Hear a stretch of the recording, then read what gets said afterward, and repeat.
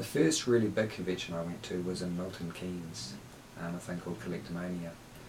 And Lord of the Rings had been there the year before, and on the back of that it was still doing really well, and I think 42,000 people came through that event over 2 days. They had Star Trek, Star Wars, The Matrix and Lord of the Rings there, and the actors from that, and yeah, people were queuing up all day just to come and have 5 seconds talking to me, and it was quite, I have to admit it was an alien concept as an actor from New Zealand to have people actually know who you were when you had no idea who they were. I'm used to sort of knowing pretty much everyone in my country, whereas you know, there were so many people coming through there, and also that people took it so seriously. They actually believed that Middle Earth was a real place and that we were actually playing real characters. I think they were a bit surprised that I wasn't in makeup. I mean, it's actually exhausting doing conventions. You know, the Ministry of Chance did its first convention at Brit Sci-Fi, and I came back after the second day. I actually don't remember ever being as tired as I was after 2 days of talking about it. You have to be on the whole time, yeah. And you don't want to let anyone down. You don't want to have someone have a bad experience talking to you, so you have to be really careful that you're on the whole time and that you're respectful of people and that you still are interesting for every single person that comes through the line, and it can be exhausting. Yeah, and often lots of them have queued for a very long time to meet you, haven't they? And it just seems very unfair. Yeah. Daniel Worsley sent in a question saying he wants to know if you're going to go to Australia for Supernova or some other convention. I am indeed. In fact, I'm going to be going to Supernova in June. While we're filming, it may be a bit tricky. This depends on when I can get a flight on the Friday evening or the Saturday morning. But yeah, I'm booked to go to, I think it's to Melbourne and to Adelaide.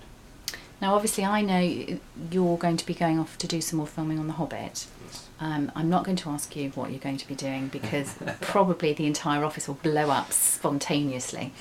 But what have you got coming up after The Hobbit? Because I heard a rumour you've got a very interesting project coming up after The Hobbit. I do. I have a son called Riley who's 20, and he's a very fine theatre actor, and he auditioned with a piece of theatre called The Unseasonable Fall of Snow. It's written by a playwright called Gary Henderson, and back in 1998 I toured a play of his called Skin Tight to Edinburgh, and we won a Fringe first and got bought by some other festivals and flew around the world, and we toured that show for 10 years.